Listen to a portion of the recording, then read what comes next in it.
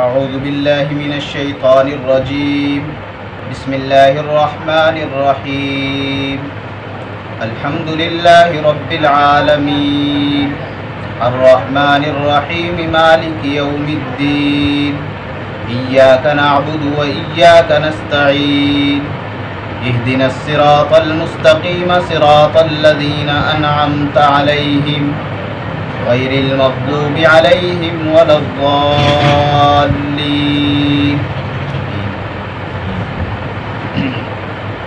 ترجمہ: تمام تعریفیں اللہ کی ہیں جو تمام جہانوں کا پروردگار ہے، جو سب پر مہربان بہت مہربان ہے، جو روز جزا کا مالک ہے۔ اے اللہ، ہم تیری ہی عبادت کرتے ہیں اور تجھی سے مدد مانگتے ہیں۔ ہمیں سیدھے راستے کی ہدایت عطا فرما، ان لوگوں کے راستے کی جن پر تو نے انعام کیا ہے، نہ کہ ان لوگوں کے راستے کی جن پر غضب نازل ہوا ہے، اور نہ ان کے راستے کی جو بھٹکے ہوئے ہیں۔ گزشتہ جمعہ میں نے قرآن مجید کی عظمت اور فضیلت پر چند گزارشات آپ حضرات کے سامنے رکھی تھی۔ آج قرآن مجید کا آغاز ہو رہا ہے۔ اس سے پہلے چند باتیں سمجھنے کی ہیں۔ ایک تو یہ کہ قرآن مجید کے کچھ آداب ہیں۔ سب سے پہلا ادب یہ ہے کہ قرآن مجید کو بے وضو چھونا جائز نہیں ہے۔ آپ صلی اللہ علیہ وسلم نے فرمایا لا تقرؤوا الحائض والجنوب شیئا من القرآن، کہ حائض اور جنوب یعنی عورت جو ہے وہ اور مرد، یہ ناپاکی کی حالت میں قرآن مجید کو چھو نہیں سکتے، چھونا جائز نہیں ہے۔ اور ناپاکی کی حالت میں ان کے لیے زبانی بھی پڑھنا جائز نہیں ہے۔ البتہ بے وضو زبانی پڑھنا جائز ہے، لیکن بے وضو چھونا جائز نہیں ہے۔ قرآن مجید کو ہمیشہ بلند رکھا جائے، پست نہ رکھا جائے۔ یہ نہ ہو کہ ہم اونچی جگہ پر بیٹھے ہوئے ہوں اور قرآن مجید جو ہے وہ نیچے رکھا ہوا ہو۔ قرآن مجید کو ہمیشہ سامنے کی جانب رکھا جائے، پشت کی جانب نہ رکھا جائے۔ قرآن مجید کی پیٹھ نہیں ہونی چاہیے۔ اچھا، پھر قرآن مجید کو شروع کرنے سے پہلے سب سے پہلا ادب یہ ہے کہ جب قرآن مجید شروع کیا جائے تو اعوذ باللہ من الشیطان الرجیم پڑھا جائے، جسے تعوذ کہا جاتا ہے۔ اور اس کی دلیل خود قرآن مجید میں موجود ہے۔ فَإِذَا قَرَأْتَ الْقُرْآنَ فَاسْتَعِذْ بِاللَّهِ مِنَ الشَّيْطَانِ الرَّجِيمِ، کہ آپ صلی اللہ علیہ وسلم کو اللہ رب العالمین نے ارشاد فرمایا کہ جب آپ قرآن مجید کی تلاوت کریں تو اللہ رب العالمین کی پناہ چاہیں شیطان مردود سے۔ تو پہلا ادب کیا ہے کہ سب سے پہلے قرآن مجید پڑھنے سے پہلے، شروع کرنے سے پہلے اعوذ باللہ من الشیطان الرجیم پڑھا جائے۔ اس کے بعد بسم اللہ الرحمن الرحیم پڑھا جائے۔ اور بسم اللہ کے بارے میں آپ صلی اللہ علیہ وسلم نے ارشاد فرمایا کل امر ذی بال لم یبدأ ببسم اللہ فهو اقطع، کہ ہر وہ ذیشان کام، ہر وہ عظیم الشان کام کہ جس کی ابتدا بسم اللہ سے نہ ہو وہ دم کٹا ہوتا ہے۔ ظاہر سی بات ہے، اگر کسی جانور کو دیکھیں جس کی دم کٹی ہوئی ہو، وہ جانور بھی کتنا برا لگتا ہے۔ تو ہر وہ کام آپ صلی اللہ علیہ وسلم نے فرمایا جس کی ابتدا بسم اللہ سے نہ ہو وہ دم کٹا ہوتا ہے۔ اسی لیے آپ علیہ الصلاۃ والسلام نے ہر موقع پر ہر اچھے کام کو شروع کرنے سے پہلے بسم اللہ پڑھنے کی ترغیب فرمائی ہے۔ فرمایا کہ جب آپ کھانا شروع کرو تو تب بھی بسم اللہ پڑھو، کھانا بسم اللہ سے شروع کرو، اور جب کوئی کام ایسا کرنے لگو تو وہ جو ہے بسم اللہ سے شروع کرو۔ سورۃ الفاتحہ یہ مکی صورت ہے۔ یہاں یہ بات بھی سمجھنی ضروری ہے کہ مکی اور مدنی جو ہے وہ یہ نہیں ہے کہ جو مدینہ میں نازل ہوئی وہ مدنی صورت ہے اور جو مکہ میں نازل ہوئی وہ مکی صورت ہے، بلکہ یہ مکی اور مدنی سمجھنا اتنا آسان ہے کہ جو ہجرت سے پہلے نازل ہوئی وہ مکی صورتیں ہیں، جو ہجرت کے بعد نازل ہوئی وہ مدنی صورتیں ہیں۔ اس لیے کہ بعض دفعہ ایسا بھی ہوا کہ کچھ صورتیں جن پر مدنی لکھا ہوا ہے وہ مکہ میں نازل ہوئی، کچھ صورتیں ایسی ہیں جن پر مکی لکھا ہوا ہے وہ مدینہ میں نازل ہوئی۔ تو اتنا سمجھ لیں کہ جو ہجرت سے پہلے نازل ہوئیں وہ مکی کہلاتی ہیں، جو ہجرت کے بعد نازل ہوئیں وہ مدنی صورتیں کہلاتی ہیں۔ سورۃ الفاتحہ کے کئی نام ہیں۔ ایک نام سورۃ الفاتحہ کا ام القرآن ہے۔ آپ صلی اللہ علیہ وسلم نے فرمایا کہ سورہ فاتحہ جو ہے وہ قرآن کا خلاصہ ہے، قرآن کا نچوڑ ہے۔ اور ایک نام سورۃ الفاتحہ کا سورۃ الکافیہ بھی ہے، یعنی یہ کفایت کرنے والی ہے، چونکہ پورے قرآن کا خلاصہ جو اس صورت میں آ گیا تو یہ کافی ہونے والی ہے۔ ایک اس صورت کا نام سورۃ المسئلہ بھی ہے، یعنی اس میں اللہ رب العالمین نے بندوں کو مانگنے کا طریقہ سکھایا ہے، تو اسی لیے اس صورت کا نام سورۃ المسئلہ بھی ہے۔ ایک نام اس کا سبع مثانی ہے، یعنی وہ 7 آیات جو بار بار پڑھی جاتی ہیں، بار بار دہرائی جاتی ہیں، اور سورۃ الفاتحہ فرضوں میں، نوافل میں، ہر رکعت میں پڑھنا ضروری ہے۔ آپ صلی اللہ علیہ وسلم نے فرمایا لا صلاۃ لمن لم یقرأ الا بفاتحۃ الکتاب، کہ اس شخص کی نماز ہی نہیں ہوتی جو سورہ فاتحہ نہ پڑھے۔ ایک نام اس کا سورۃ الشافیہ بھی ہے۔ شافیہ شفا دینے والی۔ آپ صلی اللہ علیہ وسلم نے حضرت جابر بن عبداللہ رضی اللہ تعالیٰ عنہ نے فرمایا کہ میں تجھے ایسی صورت نہ بتاؤں جو قرآن مجید کی تمام صورتوں میں سب سے عظیم صورت ہے؟ فرمایا وہ ہے فاتحۃ الکتاب شفاء من کل داء، کہ وہ فاتحہ ہے جو تمام جو ہے مرضوں سے، تمام بیماریوں کے لیے شفا ہے۔ تو اس لیے فرمایا کہ ایک نام اس کا سورۃ الشافیہ ہے، شفا دینے والی، یعنی شفا کا سبب بننے والی۔ شفا دینے والی ذات تو اللہ رب العالمین کی ہے، لیکن سورہ فاتحہ شفا کا سبب بنتی ہے۔ اس پر امام بخاری رحمۃ اللہ علیہ نے ایک واقعہ بخاری شریف میں نقل کیا ہے۔ امام بخاری رحمۃ اللہ علیہ نے وہ واقعہ جو نقل کیا وہ یہ ہے کہ آپ صلی اللہ علیہ وسلم نے صحابہ کرام کی ایک جماعت کو ایک محاذ پر روانہ کیا۔ صحابہ کرام جب اس محاذ سے کامیاب ہو کر واپس لوٹے تو راستے میں صحابہ کرام کا گزر ایک بستی سے ہوا۔ چونکہ رات زیادہ گزر چکی تھی تو صحابہ کرام نے سوچا کہ رات یہیں گزارتے ہیں، صبح روانہ ہو جائیں گے۔ تو صحابہ کرام نے ان بستی والوں سے کہا کہ بھئی ہم مہمان ہیں، ہمیں مہمان بنا لو، ہماری مہمان نوازی کرو۔ ان بستی والوں نے کہا نہیں بھئی تم تو صابی لوگ ہو۔ اس دور میں صابی اسے کہا جاتا تھا جو اپنا بت پرستی چھوڑ کر اور اپنا دین چھوڑ کر آپ صلی اللہ علیہ وسلم کے دین کو قبول کرتا تھا۔ جو دین اسلام کو قبول کرتا تھا اسے صابی کہا جاتا تھا، جیسے آج لوگ کہتے ہیں نا کہ بد مذہب اور وہابی، تو اس دور میں جو ہے صابی کہا جاتا تھا ایسے لوگوں کو۔ تو صحابہ کرام کی جب انہوں نے مہمان نوازی سے انکار کیا، صحابہ کرام نے وہیں قریب میں پڑاؤ ڈالا کہ رات زیادہ ہو چکی ہے، صبح روانہ ہو جائیں گے۔ اب ہوا یہ کہ اس قبیلے کے سردار کو سانپ نے ڈس لیا۔ اب انہوں نے جتنے بھی ان کے پاس دم وغیرہ تھے، منتر تھے، انہوں نے سب کر کے دیکھ لیا، لیکن اس کے سردار کو افاقہ نہ ہوا۔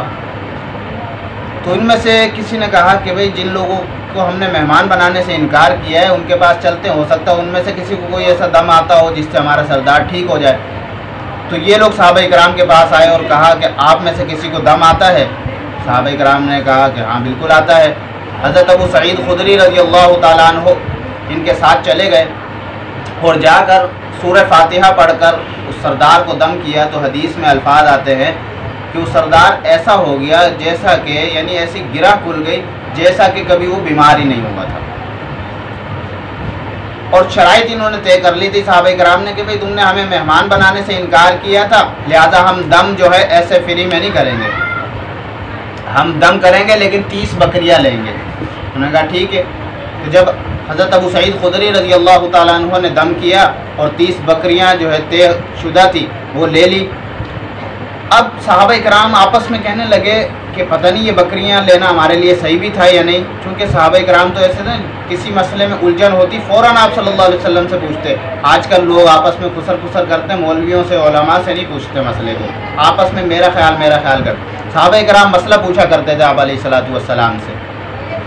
تو یہ صحابہ کرام چلے، آپ صلی اللہ علیہ وسلم کے پاس پہنچے، آپ صلی اللہ علیہ وسلم سے سارا واقعہ عرض کیا۔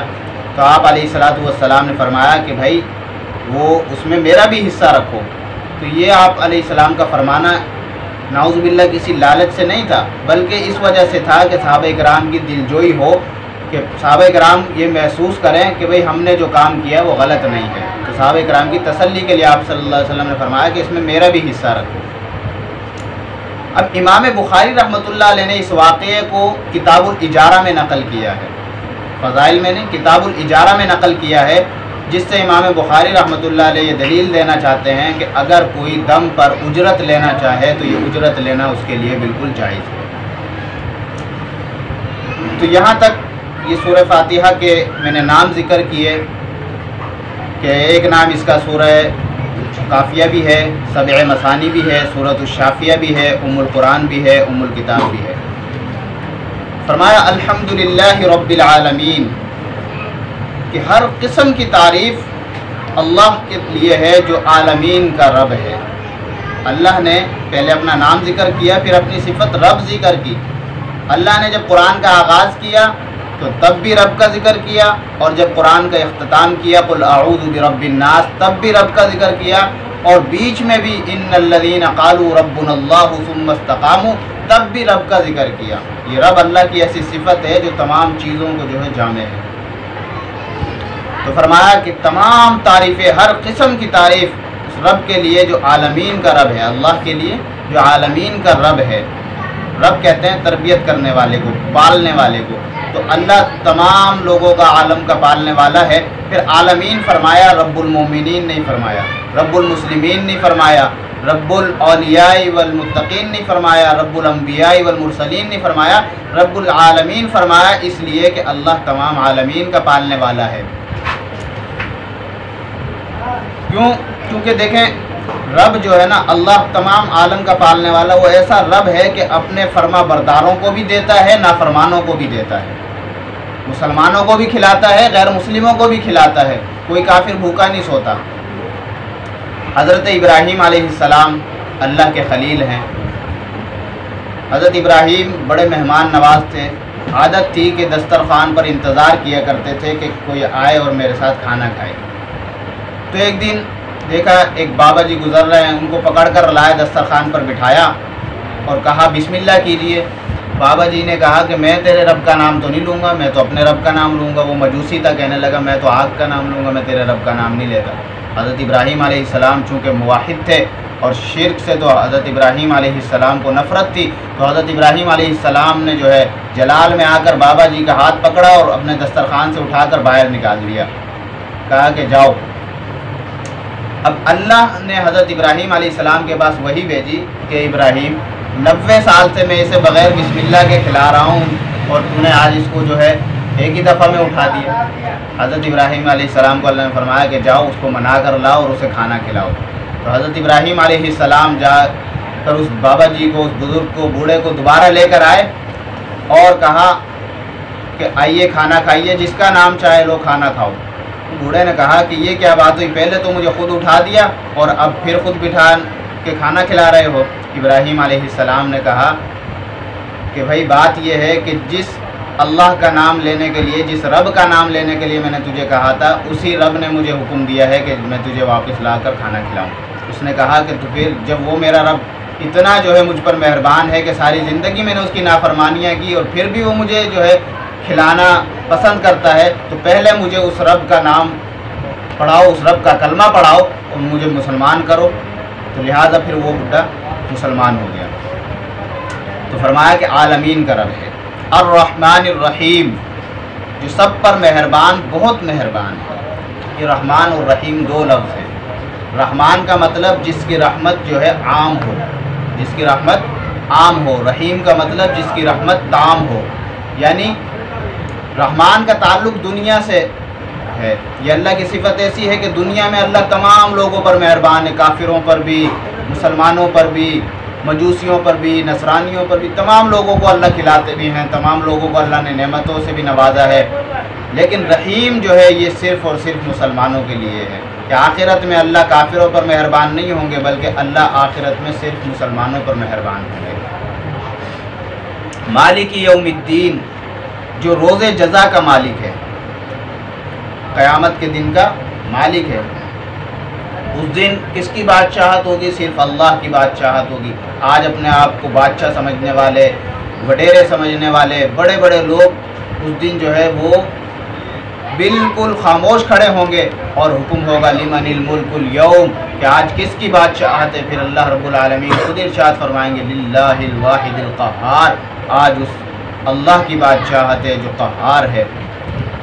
فرمایا کہ روز جزا کا مالک ہے، قاضی نہیں فرمایا کہ روز جزا کا قاضی ہے، یعنی قاضی فیصلہ کرنے والا، اس لیے کہ قیامت کے دن جو ہے اللہ رب العالمین مالک ہوں گے، اور اللہ دنیا میں بھی مالک، قیامت میں بھی مالک۔ مالک اور قاضی میں فرق یہ ہے کہ قاضی جو ہے وہ قانون کا پابند ہوتا ہے، قانون کے مطابق فیصلہ کرنا پڑتا ہے، لیکن مالک جو ہے وہ کسی قانون کا پابند نہیں ہوتا، بلکہ قیامت کے دن اللہ چاہیں تو اپنی رحمت سے گناہ گاروں کو بھی جو ہے جنت میں بھیج دیں، اللہ سے پوچھنے والا کوئی نہیں۔ تو مالک یوم الدین، روز جزا کا اللہ مالک ہے۔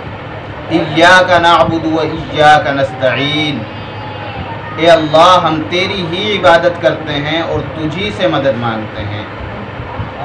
گزشتہ 3 آیات میں اللہ کی تعریف تھی، اللہ کی حمد تھی، اور اب یہاں سے جو ہے یہ اپنا ایک بندہ تعلق بتا رہا ہے، چونکہ اللہ نے اس صورت میں جو ہے انسان کو مانگنا سکھایا ہے، سوال کرنا سکھایا ہے۔ تو ہوتا یہی ہے کہ جب انسان کسی سے سوال کرتا ہے، پہلے اس کی تعریف کرتا ہے کہ آپ بڑے سخی ہیں، آپ بڑے کریم ہیں، اور پھر اپنا ایک تعلق بیان کرتا ہے کہ ہمارا آپ سے تعلق کیا ہے، اور پھر اس کے بعد جو ہے مسئلہ رکھتا ہے۔ فرمایا ایاک نعبد و ایاک نستعین، اے اللہ ہم تیری ہی عبادت کرتے ہیں اور تجھی سے مدد مانگتے ہیں۔ ہی اور بھی میں بڑا فرق ہے۔ ایک تو یہ ہے کہ ہم کہیں کہ اللہ ہم تیری ہی عبادت کرتے ہیں، اور ایک یہ ہے کہ جو مشرکین کہا کرتے تھے کہ اللہ بھی دیتا ہے اور اللہ کے ساتھ ساتھ یہ بت بھی دیتے ہیں، اللہ بھی مدد کرتا ہے اور یہ ہمارے جو ہے معبودان باطلہ یہ بھی مدد کرتے ہیں، اللہ بھی رزق دیتا ہے یہ بھی۔ تو نہیں، فرمایا ہم تیری ہی عبادت کرتے ہیں، یہ سر اگر جھکے گا تو صرف اور صرف اللہ کے سامنے جھکے گا، اور کسی کے سامنے یہ سر نہیں جھک سکتا، اور تجھی سے مدد مانگتے ہیں۔ مدد مانگنے کے لائق بھی صرف اللہ کی ذات ہے، اللہ کے علاوہ کسی اور سے مدد مانگنا جائز نہیں ہے۔ فرمایا کہ اہدنا الصراط المستقیم، ہمیں سیدھے راستے کی ہدایت عطا فرما۔ اب یہ ہے سوال، اللہ رب العالمین سے یہ سوال ہے اہدنا الصراط المستقیم، کہ ہمیں سیدھے راستے کی جو ہے ہدایت عطا فرما۔ آگے خود ہی بتا دیا کہ وہ سیدھا راستہ کون سا ہے، صراط الذین انعمت علیہم، ان لوگوں کے راستے کی جن پر تو نے انعام کیا ہے۔ اب دیکھیں یہاں یہ نہیں فرمایا کہ قرآن و حدیث، بلکہ فرمایا انعمت علیہم۔ انعمت علیہم سے کیا مراد ہے؟ قرآن مجید بعض دفعہ خود قرآن کی تفسیر کرتا ہے، القرآن یفسر بعضہ بعضا، کہ بعض قرآن کی تفسیر خود قرآن میں موجود ہے، اور اگر قرآن میں موجود نہ ہو تو آپ صلی اللہ علیہ وسلم کے فرمان میں موجود ہے۔ اگر آپ صلی اللہ علیہ وسلم کے فرمان سے بھی اگر یہ تفسیر نہ ملے تو پھر اقوال صحابہ سے اس کی تفسیر کی جائے گی۔ تو قرآن مجید میں خود اس کی تفسیر موجود ہے۔ 5ویں پارے میں فرمایا اولئک الذین انعم اللہ علیہم من النبیین والصدیقین والشہداء والصالحین، کہ انعام یافتہ طبقات 4 طبقات ہیں جن پر اللہ نے انعام کیا، وہ 4 طبقے ہیں۔ کون سے؟ نبیین، صدیقین، شہداء، صالحین۔ نبیوں پر سب سے بڑا انعام تو یہ ہے کہ اللہ نے انہیں منتخب کر کے نبی بنا دیا، اس لیے کہ نبوت جو ہے وہ عطائی ہوتی ہے، کسبی نہیں ہوتی، وہبی ہوتی ہے، محنت سے، مشقت سے، ریاضت سے، عبادت سے، مجاہدے سے نبوت نہیں ملا کرتی، بلکہ نبوت خاص اللہ کا انعام ہوتا ہے۔ اللہ یجتبی من رسلہ من یشاء، کہ اللہ جسے چاہتا ہے اپنے بندوں میں سے وہ منتخب کرتا ہے اور اس کے سر پر تاج نبوت سجا دیتا ہے۔ تو یہ بڑا انعام ہے۔ پھر اللہ نے ہر نبی کو انعامات دیے، کسی کو اللہ نے جو ہے وہ آسمان و زمین کی حکومت عطا فرما دی، حضرت سلیمان علیہ السلام کا تخت ہواؤں میں اڑتا تھا، اللہ نے یہ انعام دیا نبیوں کو۔ کسی پر آگ کو ٹھنڈا کر دیا، اور کسی کو جو ہے وہ طوفان سے جو ہے بچایا، کسی کو جو ہے فرعون جیسے سرکش سے بچایا، کسی کو جو ہے کسی طرح انعام اللہ نے دیا۔ سب سے زیادہ انعامات اللہ نے میرے حضور علیہ السلام پر فرمایا کہ حضور علیہ السلام کو اللہ نے یہ ایسا انعام دیا کہ تمام انبیاء کا سردار بنا دیا۔ اور صدیقین پر انعام، صدیق اسے کہتے ہیں کہ جو نبیوں کی تصدیق کرے۔ تو تمام انبیاء کی تصدیق کرنے والے خود نبی تھے، لیکن میرے نبی علیہ السلام کی تصدیق کرنے والا سیدنا صدیق اکبر رضی اللہ تعالیٰ عنہ ہے۔ اللہ نے وہ انعام دیا سیدنا صدیق اکبر رضی اللہ تعالیٰ عنہ کو کہ اللہ نے تمام انبیاء کے بعد سیدنا صدیق اکبر کو امت میں افضل قرار کر دیا، افضل بنا دیا، اور آپ صلی اللہ علیہ وسلم کا جانشین بنا دیا۔ اور اللہ نے صدیق اکبر رضی اللہ تعالیٰ عنہ سے پوچھا باقاعدہ جبرائیل امین کو بھیج کر کے، صدیق کیا تم مجھ سے راضی ہو؟ فرمایا کہ وَسَيُجَنَّبُهَا الْأَتْقَى، صدیق اکبر جو ہے متقیوں میں بھی سب سے زیادہ متقی ہیں، اتقیٰ ہیں۔ شہداء پر انعام، اللہ نے شہداء پر بہت سارے انعام کیے، جن میں سے کچھ یہ ہیں کہ جب شہید ہوتا ہے تو حدیث میں آتا ہے کہ یغفر للشہید کل ذنب الا الدین، کہ تمام گناہ شہید کے معاف ہو جاتے ہیں سوائے قرض کے۔ پھر شہید کو اللہ کا دیدار ہوتا ہے، یہاں خون کا قطرہ زمین پر گرتا ہے اور شہید کو اللہ کا دیدار ہوتا ہے۔ پھر شہید کے ذریعے اللہ رب العالمین 70 آدمیوں کی سفارش کو قبول کرتے ہیں، شہید 70 آدمیوں کو جو ہے جہنم سے نکال کر جنت میں لے جاتا ہے۔ تو بڑے انعامات ہیں شہید کے۔ پھر صالحین، یعنی جو ان تینوں کے راستے پر چلیں اور ان کی پیروی کی، اتباع کی، اللہ نے اس پر بھی، صالحین پر بھی اللہ نے اپنے نیک بندوں پر انعام کیا۔ اور کیا ہے کہ ہر بندہ ہر نماز میں صالحین پر سلام بھیجتا ہے، السلام علینا وعلی عباد اللہ الصالحین۔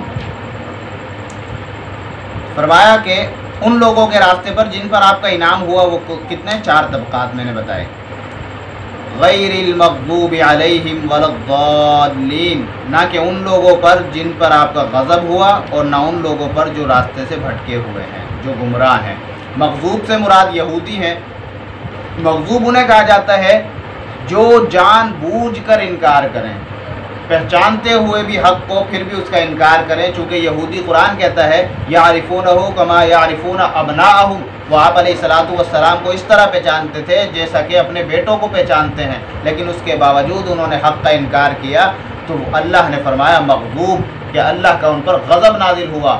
اور گمراہ اسے کہتے ہیں جو لا علمی کی وجہ سے، جہالت کی وجہ سے بھٹکا ہوا ہو، گمراہ ہو۔ تو نصارہ اپنی جہالت کی وجہ سے بھٹکے ہوئے تھے، اسی لیے فرمایا ولا الضالین، یہ گمراہ ہیں۔ کیونکہ یہودی جو ہیں ان کی عورتیں بھی راہبہ تھی، پڑھی لکھی تھی، تورات انجیل کی حافظہ تھی، لیکن اس کے باوجود انہوں نے دین حق کا انکار کیا، تو وہ مغضوب علیہم ٹھہرے۔ اور نصارہ نے اپنی جہالت کی اور لا علمی کی وجہ سے انکار کیا، تو ولا الضالین ٹھہرے۔ اب یہاں ایک مسئلہ یہ سمجھ لیں کہ یہ صورت جو ہے، اس میں سورہ فاتحہ میں ایک اختلافی مسئلہ ہے کہ احناف کے نزدیک، امام اعظم ابو حنیفہ رحمۃ اللہ علیہ کے نزدیک سورہ فاتحہ صرف منفرد یعنی اکیلا نماز پڑھنے والا اور امام پڑھے گا، مقتدی سورہ فاتحہ نہیں پڑھے گا۔ اس کی دلیل امام صاحب قرآن مجید سے دیتے ہیں وَإِذَا قُرِئَ الْقُرْآنُ فَاسْتَمِعُوا لَهُ وَأَنصِتُوا لَعَلَّكُمْ تُرْحَمُونَ، کہ جب قرآن پڑھا جائے تو تم خاموش رہو، اس کی طرف کان لگا کر سنو اور خاموش رہو تاکہ تم پر رحم کیا جائے۔ تو اب یہاں 2 باتیں، اللہ نے 2 حکم دیے۔ نمازیں 2 قسم کی ہیں، ایک سری ایک جہری، یعنی ایک نمازیں وہ ہیں جو زور سے تلاوت کی جاتی ہے، فجر، عشاء، مغرب، اور ایک نمازیں وہ ہیں عصر اور ظہر جس میں آہستہ آواز سے تلاوت کی جاتی ہے، آواز سے نہیں کی، بلند آواز سے نہیں کی جاتی۔ تو حکم بھی 2 ہے کہ وَإِذَا قُرِئَ الْقُرْآنُ، جب قرآن پڑھا جائے تو فَاسْتَمِعُوا لَهُ، اس کی طرف کان لگا کر سنو، تو تب بھی سننا ہے، بولنا کچھ نہیں ہے، چپ رہنا ہے۔ اور جب تلاوت آہستہ آواز سے کی جائے تو وَأَنصِتُوا، خاموش رہو، تب بھی بولنا نہیں ہے، خاموش رہنا ہے۔